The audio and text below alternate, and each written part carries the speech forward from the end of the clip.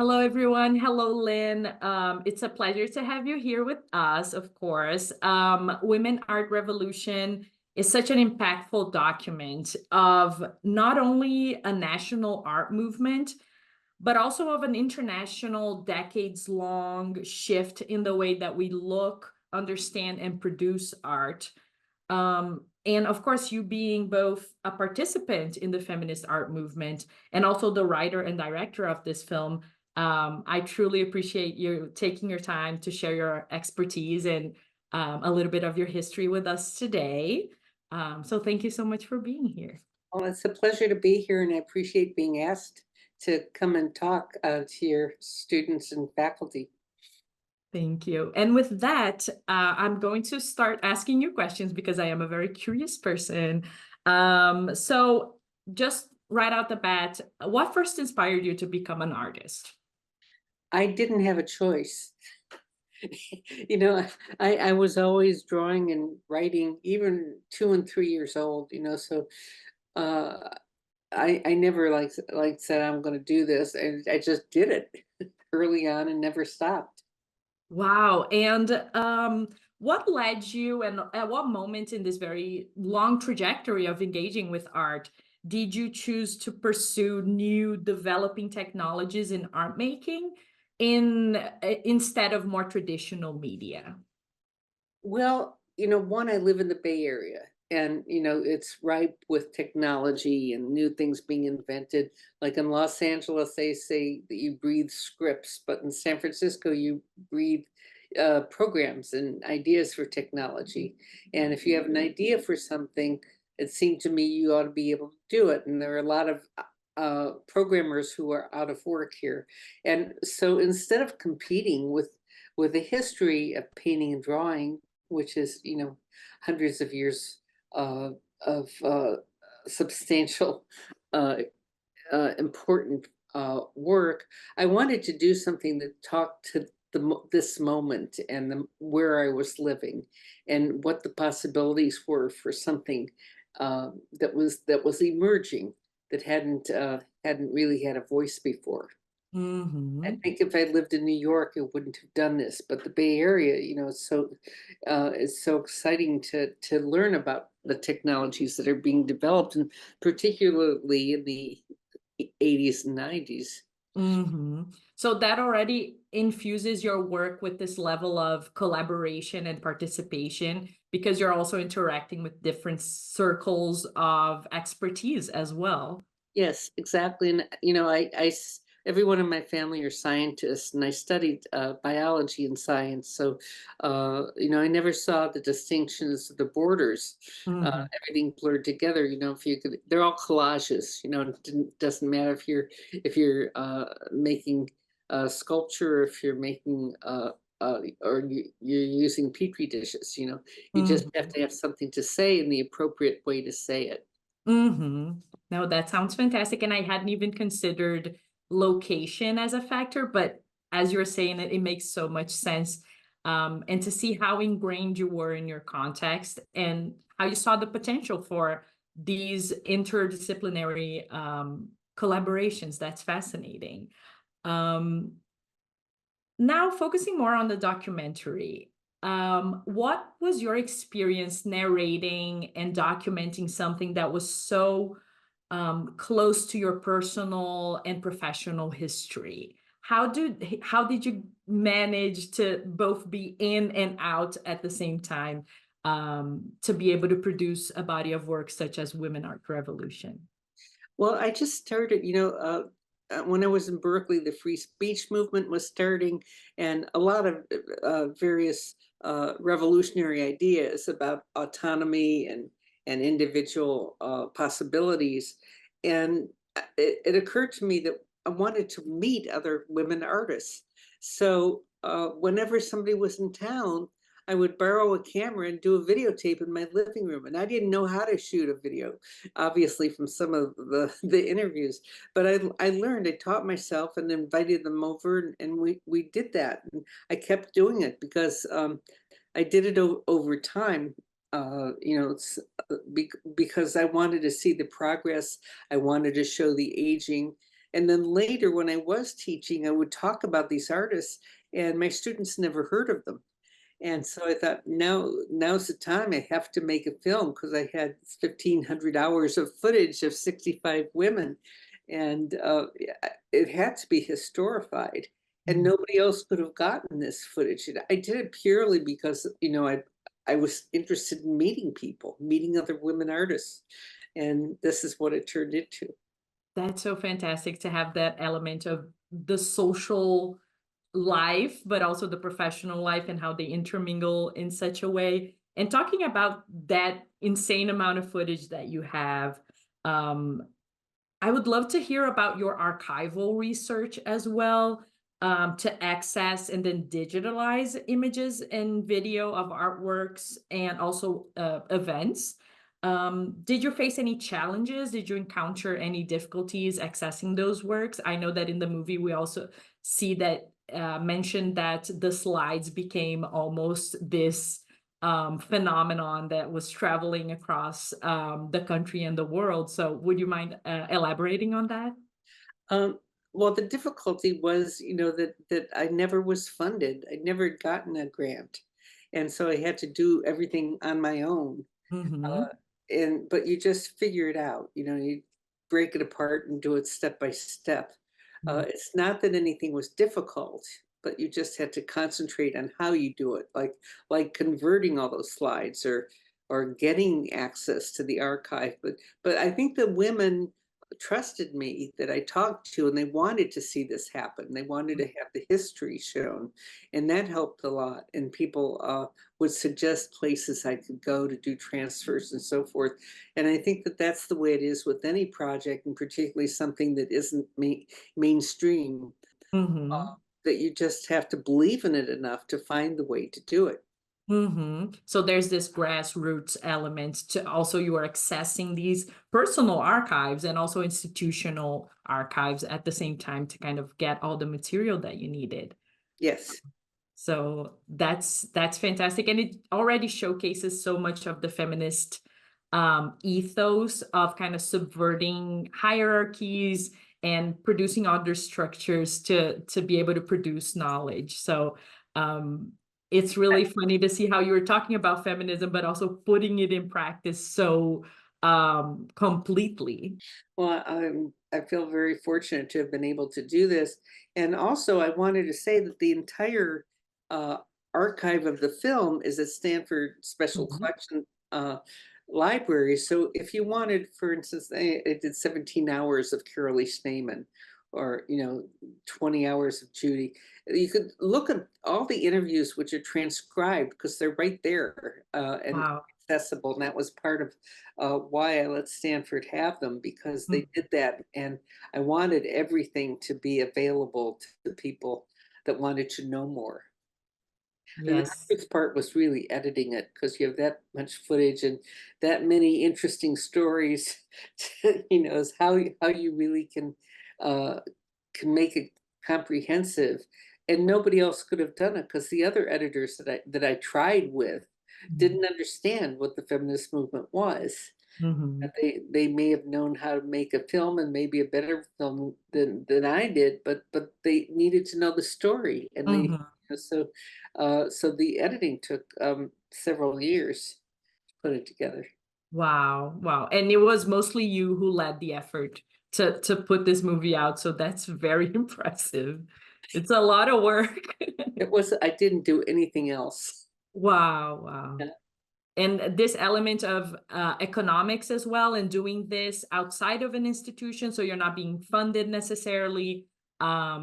So those are a lot of odds stacked against the documentary, which makes it all the more a fascinating document for us to be able to access not only the completed movie, but also all the archive that you produced throughout. That's really fantastic. And it really fulfills the mission of shifting the canon and allowing more people to be visible and to access this material.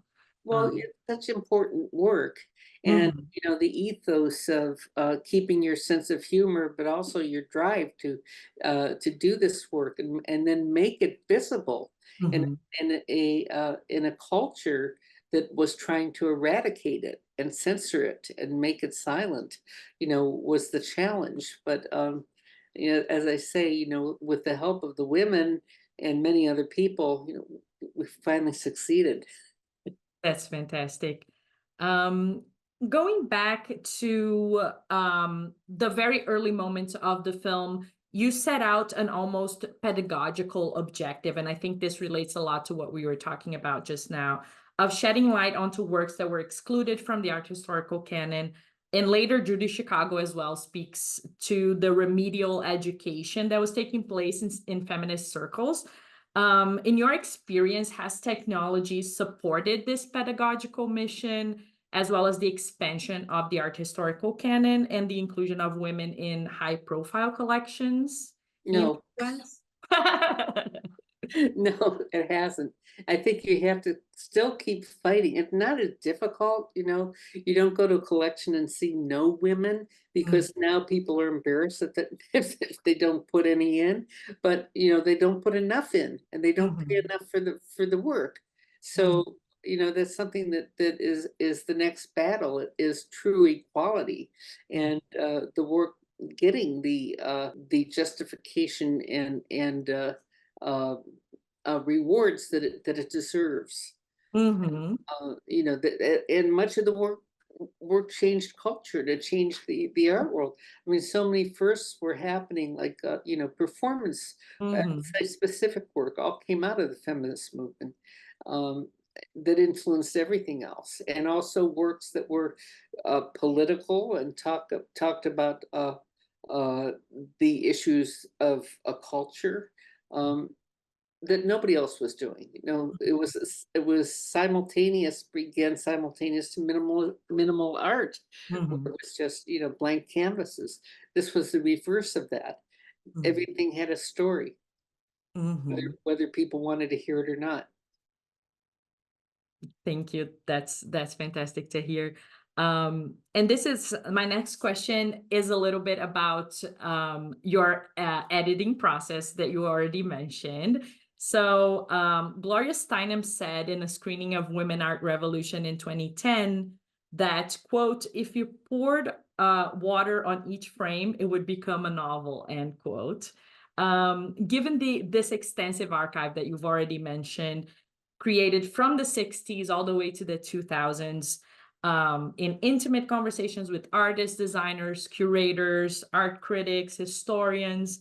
How was the process of piecing together this narrative? So we heard about the immensity of the project, um, Yeah. but what were your criterias and how did you think about it? It In terms was of creating it? excruciating, difficult. As I said, it took years, and I did it myself, and I cut out the parts I found most interesting, and then I tried to put it into some historical and chronological context. Uh, Mhm, and it's just really trial and error over and over, and having lots of screenings and getting feedback mm, until we were able to do something cohesive. mhm. And in retrospect, you were talking before we went live about the need for a new edit of it, potentially, or an update of it. Well, Uh, not a new edit, but no, be an updated version of it. yeah, because it's been 10 years, I think, since it's done, and Exactly. there's so much more that's happened that Yeah. that again nobody's covered. Mhm, Things like so you're entering collections, you're entering museums, but at what degree uh, and what how can you expand that and have people know even more about people that haven't been recognized right now that should be. mhm. Now focusing on kind of your education and your first moment as an artist in California, in Berkeley. I love in the movie that you compare your pre-Berkeley and post-Berkeley image. I think that's fascinating to see a change of attitude, a change in clothing, in the hair. Everything is shifted towards something different. Um, So reflecting on the political climate that we're facing today in campus, university campuses, could you speak to your experience in the Bay Area in the 1960s and 70s as a scholar and also as an artist? What was your experience there? Well, I came to Berkeley to get my to get my master's degree, but I quit within a week. So I eventually got it, but uh, it was, you know, it was really the time of revolution. It was free speech movement and a civil rights movement, and there was so much performing in the streets that you know, it I wanted to be part of that, so I joined all of that. And then you know, I learned, you know, about the performances in the street and how they were structured.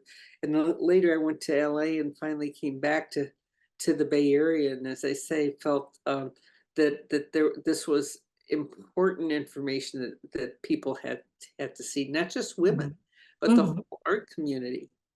So And also, just following that, what do you think artists can learn from grassroots movements? uh, I think they can learn to trust their own autonomy and their own instincts, and to do what they can to fulfill something that they believe in, Mhm. that may not be supported at the time. That's fantastic. Uh, Thank you so much. That's very sound advice. Even for and me, keep your a sense of humor. almost art historian, that's great to hear. Um, And and how, go ahead, sorry. well, also, you know, what I tell people is you have to keep your sense of humor. You can't throw anything away, which, you know, I had all this material, took up closets and under the beds, and it's all over the place. It's so funny how this movie also took space in your domestic space, Yeah. as many of your artwork actually also did, because this is not your only long duration, very intimate piece of work. You have been a trailblazer in the medium of video art since the 1970s. And this is for the audience, just a little introduction of what you've been doing.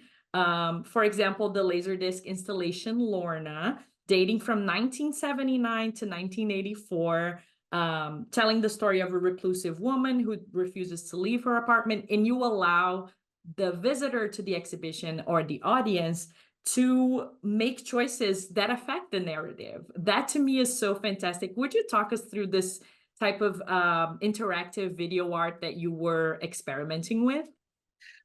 Well, I'd spent some time in the hospital, and I was under an oxygen tent, and I all I could do was hear my own breath Mhm. for months. And when I finally got better, I started to do work with sound. They're called breathing machines, and I actually got to show them in a museum. But the exhibition was taken down within 24 hours because, you know, it was the beginning of people saying it wasn't art. Um, and so the uh director, somebody in the museums, wouldn't allow it to happen. Mhm. So that caused me to say, well, who needs a museum? And I went and started to do work in hotel rooms and store windows and so forth. But in that case, like if you do something in a hotel room, you have to enter the door and walk up the stairs and get a key and go through it. So it was really an interaction, and I wanted to think more about the interaction and having an audience be able to choose endings or to choose how to see something and when to see it. And that's why I developed Lorna, um, with Texas Tech, actually, Mhm. uh, to see if there could be modular stories within a piece that could be re-edited by the viewer themselves in an interactive way, not knowing, of course, that nobody had ever done that. It feels like a lot that you do is precisely that, just doing it and not necessarily having to reference anything or borrow anyone's expertise. You're just very much a DIYer. You go and you do the thing. So that's really an amazing attitude to have. You also created your electronic diaries, again, with a running time from 1984 to 2019, which is a very, very impressive time to dedicate to an artwork. Well, again, I did it to teach myself how to use video, and it's now 1984 to 2024 because I'm doing Oh, another that's fantastic. section of it. You know, 6 of them just opened in Germany, but I should Wow. the fall have a new one because one, I never thought I would show it yet, but it taught me how to use a camera, how to use sound, how to edit.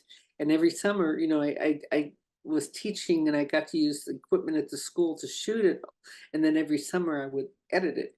So, and then when I finally showed it, I found that the closer I got to my own truth, the more it resonated with people. So I kept doing it. And you know, you change because culture changes and you get older and you have different perspectives. And it's kind of that summary of living through several decades that seems to have some kind of historical significance for other people. Of course. And you've done that not only with yourself, with your diaries, but through the movie, you really see the passage of time and people reconsidering ideas that they had previously. And I feel like there's such a potential there to rethink, not have to just have the same opinion forever. And I feel like that's how feminism evolved and continues to change and shift. What differences do you perceive between feminist practices and strategies in art from the period that you were covering in the documentary to now? Are you engaging with feminist and women artists at the moment? What are your thoughts? Yeah, I am. I always am trying to meet other young women, and now everybody's younger. So and to find out what they're doing, and uh, it's usually the most interesting work that's being done, and and seeing how it's presented now because it's not as difficult. You know, now you have female uh, directors of museum and women curators and women critics. There were none in the 60s. In fact, women could rarely even show in a gallery unless they were married to somebody that was showing in that gallery. So, you know, that kind of restriction and negativity and censorship has been largely overcome, which gives young women more of an opportunity and more of a chance to explore the visions that they have and to find ways to put it into the world, which it may not have to be museums and galleries. There are many more choices now for connection. Exactly. And you've been utilizing technology for that as well. You're utilizing the internet, you're utilizing new media to continue to engage artists and also viewers, which is really commendable. Do you have any advice for young artists working with new media? You seem to be so apt with dealing with change and incorporating new technology throughout your work. You can really see a wide range of media that you were working with. So do you have any advice for people wanting to get into that field? I think, you know, the main thing is keep your vision and then find out what the best form to show your work is. You know, does this work want to be a film? Does it want to be a drawing? Does it want to be, you know, a deck of cards? And, you know, and make that decision and then not give up, you know, find a way to do the work and find the way to get it into the culture. And it, you know, it's a matter of invention. And as I say, I know many young women now are doing just that and don't have have the confidence to do it. They don't feel defeated, and they, Yeah. you know, feel that there are chances that didn't exist before now. Exactly. Thank you so much. That's fantastic to hear. Let me see. Going back, you said that in LA, you breathe scripts. Um, how is your relationship with Hollywood as a filmmaker? Because you're producing films that are very much in the tradition of cinema, and also producing video art, which is a very different type of media. What is your relationship with Hollywood, having worked with people such as Tilda Swinton, and also working as a video artist that's producing something very different? I would love to hear how you kind of work through these two universes at once throughout your career. Well, I don't have any relationship with Hollywood because my work, my films don't make a lot of money. I show them, in when theaters existed, I was showing them in movie theaters, but mainly in museums. Mhm. And they were funded, strangely enough, I did a little video, and it was my birthday, and I sent it to some competition at the south of France, and it won. And it happened that somebody in the audience was a producer for German television. So German television is who funded 6 of my films, which Oh. really, taught me how to make uh, uh, long works, uh, and it gave me my first budgets to do it. And Mhm. I think, I was at the Berlin Film Festival actually showing the electronic diaries, and I happened to sit next to Tilda Swinton accidentally. And so that's how that happened. And, Mhm. we had so much fun making our first film that we just kept going. Mhm. That's great to hear. And again, the element of sociability, of making connections that are organic Yeah. comes up again. And that's a very feminist way of dealing with the movie business. Thank you so much for that. With that, I would like to pass it on to our beautiful viewers, who I'm sure have a lot to talk about and ask you. Hi, thank you so much, Lynn. This was really amazing. And I'm embarrassed to say this was the first time I've seen the film, and it was utterly mind-blowing to me. And I'm going to use it for teaching in the future. And I think it should be part of every 20th century modern and contemporary art class. It's wonderful. It was really comprehensive, but I know that there must have been a lot of things that you couldn't include. So could you talk about some of the things that you wish you were able to include, or also things that you think were missing? I think the film stands as it is, as kind of a cohesive history of that time.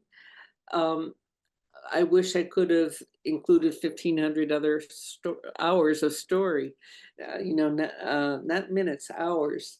And, but that was the deal I made with Stanford. So everything could be seen. And you can look through catalogs of the transcripts of all these women, 65 women that I interviewed over time, and decide if you want to watch it, and they'll put it up for you. So I don't have to make like the complete film, because there's a lot of pressure, for just that question, what's the best thing I can show? And it was actually when I made that arrangement with Stanford, where they got a grant, that's Preserving Creative America grant, that allowed them to put the rest of it on, online. That I'd said, well, this is this story, but people can see more because it's there and accessible and available. That's amazing. It's a wonderful resource for everyone. Thank you. And I feel like just plugging the exhibition that's connected to this screening, we had 900 objects to choose from, and you had thousands and thousands of hours to choose from. So whenever I'm touring the exhibition, I say, I could have curated this exhibition Completely different. 10,000 times. Yeah. And I feel like now the material's out there for other people to remix and create another movie altogether. So it is fantastic to have that archive on deck, and within an institution that is really going to take care of it. So Yeah, for sure. Well, just in case there's more questions cooking in the audience, I might ask one just in the time being.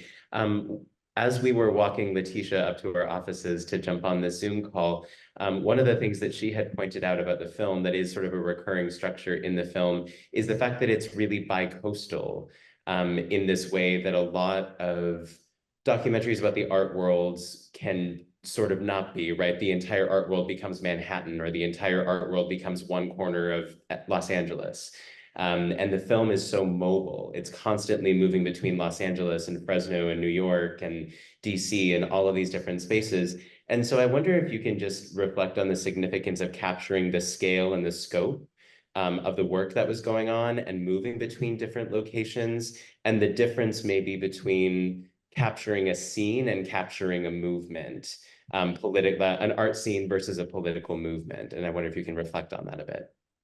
I think that the question is, it's really related, that that the art scene was a movement, and it was really in advance of a lot of the movements that were happening in America, but it was didn't have the amplification that it deserved.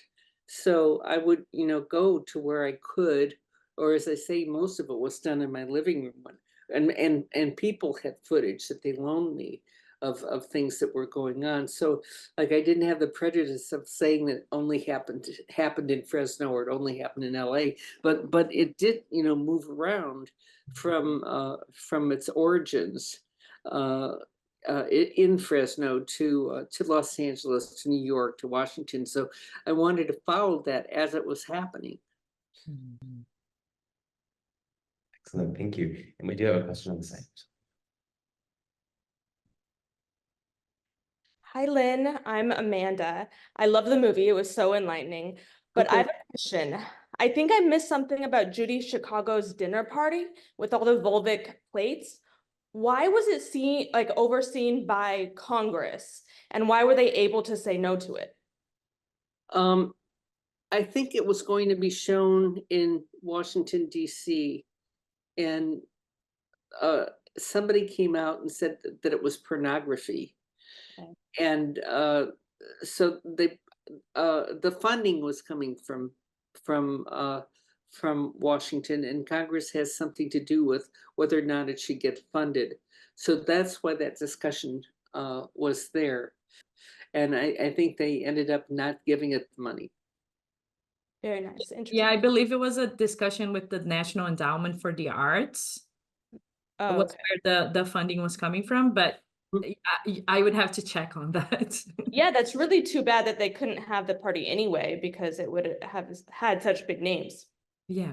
But nobody knew them. They were completely anonymous and unknown, and so was the movement. And of course, you looked at the gender bias of that time, and also of who was making up that group of people who made the decision. There weren't any women in it. So that's what everybody fought through. Thank you so much. Yeah. Well, Lynn, just to wrap up, thank you so much for being here with us. This was a very transformative talk, as your documentary is also very transformative. So thank you for being here with us and sharing this virtual space with us. And just a last plug for the exhibition that is currently in show at the ADNA Museum, A Box of One's Own, Women Beyond Borders, goes up to May 5th. And please visit. I think it's a blast, and it's a really cool document to have as well. A group of artists from all over the world, very much like the ones that Lynn was documenting in her fantastic film. Oh, so, congratulations on that. Thank you so much. It was a pleasure. And I do thank Oriana for the opportunity, alongside Gabriel Ritter, the director of the museum, for the opportunity. But yeah, with that, I would like to wrap up our conversation. Lynn, have a fantastic rest of your night. And thank you all for being here with us as well. Great.